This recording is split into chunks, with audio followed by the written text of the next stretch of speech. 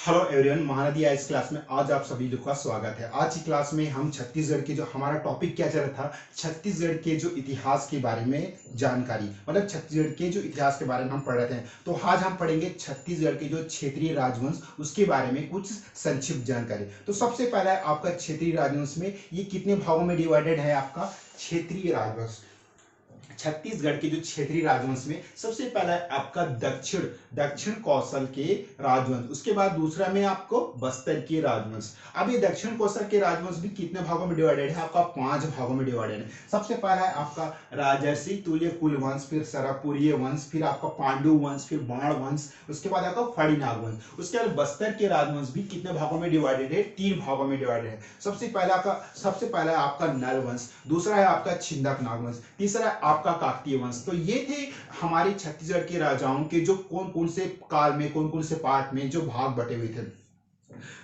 तो देखते हैं कि जो आगे पार्ट भी बटा हुआ था, जैसे कि आपका पांडुवंश। पांडुवंश कितने भागों में बटा है, आपका मैकल के पांडुवंश, दक्षिण कौशल के पांडुवंश, उसके बाद दक्षिण कौशल के सोमवंश, उसके बाद कांकेर के सोमवंश। तो इन पार्टों में ये राजवंश बटे हुए थे। अब देखते हैं कि जो हमारे छत्तीसगढ़ में जो सबसे पहला शासन किए थे जो प्राचीन राजवंश, वो कौन थे। वो है आपका राजर्षि तुल्य कुल्य वंश ने यहाँ पर शासन किया। तो पहला क्या है आपका राजर्षि तुल्य कुलवंश। अब इनकी जो राजधानी कहाँ थी, इनकी राजधानी थी आरंग ना, आरंग था। आरंग कहाँ है आपका, रायपुर जिले में। तो शासन काल थी जो राजर्षि तुल्य कुलवंश की शासन काल थी आपका 4वीं से 6वीं शताब्दी में इन्होंने इस जगह पर शासन किया ना, समझ में आया। और उपाधि क्या की उपाधि धारण की थी, राज्य योगी का धारण किए थे। मतलब ये वंश अपने आप को राज्य योगी के नाम से पुकारा जाता था। इस वंश, कौन से वंश को, राजर्षि तुल्य कुल्य वंश को ना। उसके बाद है आपका स्त्रोत। इसकी स्त्रोत मतलब हमें एक प्रकार की इनकी जानकारी कहाँ से मिलती है भाई, इस वंश के कुछ तो अभिलेख शिलालेख प्राप्त हुए हैं। तो इसका जो अभिलेख है ना, आरंग से मिला। और किसकी, कौन से राजा के ताम्रपत्र से मिला है, मतलब कौन से अभिलेख मिला है, यह आपका भीमसेन द्वितीय के अभिलेख से हमें यह जानकारी मिलती है ना। याद रखिए भीमसेन द्वितीय के अभिलेख से हमें इस राजवंश के बारे में जानकारी मिलती है। उसके बाद इस अभिलेख से राजर्षि तुल्य कुल्य वंश के बारे में जानकारी मिलती है। कौन सा अभिलेख, भीमसेन द्वितीय। अब उसके बाद पढ़ते हैं हम प्रमुख शासक।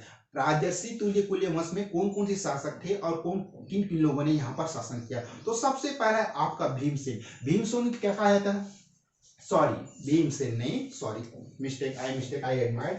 पहला है आपका सुरा राजा को ही राजर्षि तुल्य कुल्य वंश के संस्थापक, मतलब एक प्रकार से आप बोल सकते हैं कि इन्होंने ही राजर्षि तुल्य कुल्य वंश की नींव रखी। याद रखिए सुरा। दूसरा है आपका दैत, ये आपका दैत प्रथम है। तीसरा राजा कौन है आपका, विभीषण है। चौथा है आपका भीमसेन प्रथम है। पांचवा है आपका दैत द्वितीय है। छठवा जो लास्ट राजा जो राजर्षि तुल्य कुल्य वंश पे शासन किया, वो कौन से राजा है, आपका भीमसेन द्वितीय ना। तो ये थे पढ़ा हमने जो इस राज्य के प्राचीन काल में सर्वप्रथम राज्य थे। मतलब इसके बारे में हम राजर्षि कुल्य के बारे में कुछ संक्षिप्त नहीं, हमने पूरे राजाओं के नाम के पढ़े जो राजर्षि तुल्य कुल्य वंश से संबंध रखते थे। उसके बाद है आपका पर्वत द्वारा वंश, एक छोटा सा राजवंश है जिसके बारे में नॉलेज लीजिए आप लोग कि जो क्षेत्र है देवभोग कहाँ है आपका, गरियाबंद जिले में। स्रोत कहाँ से, राजा तुष्टिकर के ताम्रपत्र से मिलती है। और जो पहला शासक है कौन है, वो आपका सोमन नाराज। पहला शासक है आपका सोमन राज। दूसरा है आपका तुष्टिकर राजा ना। और जो उपासक, यानी जब एक प्राचीन समय में कोई भी राजा होता था, जैसे कि अपनी कोई एक देवी की आराधना कर, जैसे कि आपने पढ़ा है कि अन्नम देव राजा जब वारंगल से भागकर जब आंध्रा से होते हुए छत्तीसगढ़ में प्रवेश किया था, तो उन्होंने जो दंतेवाड़ा में डंकनी संखनी नदी के किनारे पर अपनी जो इष्ट देवी, मतलब एक अपनी कुल देवी किसको बोलते हैं, जो अपने साम्राज्य अपने कुल की रक्षा करे। जैसे हम जब वो राजा कोई भी शुभ काम, जैसे कोई लड़ाई या कोई युद्ध, साम्राज्य प्रजा के समय अपने कुछ उपदेश देना, कोई भी काम करने से पहले वह अपनी कुल देवी कुल देवी की पूजा कर उपासक करके ही वो शुभ कार्य करता है। तो उसे कहते हैं हम उस राज्य की कुल देवी। समझ में आया आप लोग को बात। देखिए, मेरा ये उद्देश्य रहता है कि जो भी मैं आप लोगों को समझाऊं काफी अच्छी तरह समझ में आए। और मैं ये बोलना चाहूंगा, वेन मतलब आपको बता रहा हूँ, whenever you try to something read you are not it's core. जब तक आप उसकी कोर मूल वंश को नहीं समझेंगे ना, आपको ये बातें समझ में नहीं आएंगी। इसलिए ट्राई टू अंडरस्टैंड। ओके, आगे आगे बढ़ते हैं। तो जो उपासक थे, मतलब जो आपका पर्वत द्वारा वंश के उपासक कौन थे? आप ये स्तंभ, जो इस राज्य के, साम्राज्य के जो राजा थे, वो स्तंभेश्वरी देवी के उपासक थे ना। तो एक बार हम फास्ट रिवाइज करते हैं कि जो हमारे छत्तीसगढ़ के इतिहास में इन राजाओं का क्या क्या महत्व है। हमने राजश्री कुल्य वंश के बारे में पढ़ा, तो एक बार फास्ट रिवाइज करते हैं छत्तीसगढ़ के राज्य वंश ना। उसके बाद में हम पढ़ते हैं छत्तीसगढ़ के क्षेत्रीय राजवंश में, आपका पढ़ते हैं हम क्षेत्रीय राजवंश। क्षेत्रीय राजवंश मतलब हमारे जो एरिया के राजवंश, उसमें सबसे पहला दक्षिण कौशल के राजवंश, पहला भाग ना। ये क्षेत्रीय राजवंश दो भागों में डिवाइडेड है। पहला है आपका दक्षिण कौशल के राजवंश, दूसरा है आपका बस्तर के क्षेत्रीय राजवंश ना, बस्तर के राज। उसके बाद जो दक्षिण कौशल के राजवंश भी कितने पार्ट में डिवाइडेड है? आपका 5 भाग में। राजर्षि तुल्य कुल वंश हो गया, आपका सरपुरी वंश हो गया, पांडु वंश हो गया, बाण वंश हो गया, उसके बाद फड़ी नाग वंश। उसके बस्तर के जो राजवंश भी कितने भाग में डिवाइडेड है? पहला है आपका नल वंश, दूसरा है छिंदक नाग वंश, तीसरा है आपका फड़ी नाग वंश, तो सॉरी नल वंश, छिंदक नाग वंश, और तीसरा है आपका काकतीय वंश। काकतीय वंश है ना, वही अन्नमदेव दंतेश्वरी मंदिर की स्थापना की थी। उसके बाद जो पांडुवंश भी कितने भागों में डिवाइडेड थे? 4 भागों में डिवाइडेड थे। ये आपका मैकल के पांडुवंश, दक्षिण कौशल के पांडुवंश, और दक्षिण कौशल के सोमवंश, उसके बाद कांकेर के सोमवंश। 3 भागों में ये हमारा क्षेत्रीय राजवंश डिवाइडेड था। बस मैंने आपको एकदम शॉर्ट एंड स्वीट में समझाया। और सबसे पहले देखते हैं जो कौन से राजवंश ने छत्तीसगढ़ में अपना शासन स्थापित। तो सबसे पहला आपका राजर्षि तुल्य कुलवंश। स्थापना कहाँ है इसकी? जो कौन सी जगह? आरंग। आरंग का है आपका रायपुर जिला। उपाधि क्या है? क्या उपाधि धारण की थी? ये अपने आप को राजयोगी के नाम से उपाधि ये स्रोत कहां से मिलती है? भीमसेन देती के अभिलेख से मिलती है। बस आप इतने फैक्ट याद रखिए।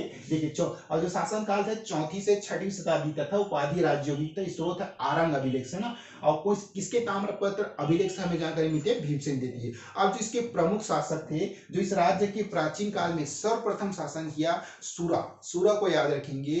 राजर्षि तुल्य कुल वंश की नींव इन्हीं ने रखा, इसलिए इसको मोस्ट इंपॉर्टेंट है ना सूरा। पहला है आपका सूरा, दूसरा है आपका दैत प्रथम, तीसरा है आपका विभीषण, चौथा है आपका भीमसेन प्रथम, पांचवा है दैत द्वितीय, और छठवा है आपका भीमसेन द्वितीय। तो इस प्रकार से हमने राजर्षि तुल्य कुल के सारे राजाओं के नाम हमने एक एक करके पढ़ा। और मैं उम्मीद करता हूं कि जो मेरे समझाने का तरीका है आप लोगों को काफी समझ में आया। देखो, मैं बहुत तरीकों से समझा सकता हूँ आपको, निमोनिक कोड ही लेकिन यह है कि आप निमोनिक कोड बनाओगे, ठीक है, अपने लिए याद रखोगे अपने माइंड में। लेकिन हम जब इतने छोटे अर्थ दिए हैं, इस सब को आप अगर 2-3 बार पढ़ोगे तो आपके दिमाग में तो ये ऐसे ही इंटर कर जाएगा ना। तो नेक्स्ट पढ़ते हैं आपका पर्वत द्वारक वर्ष। शासन काल क्या है इनकी पर्वत द्वारक वर्ष का? सॉरी, क्षेत्र देवभोग आपका गरियाबंद। स्रोत है राजा तुष्टि करके ताम्रपत्र से ना।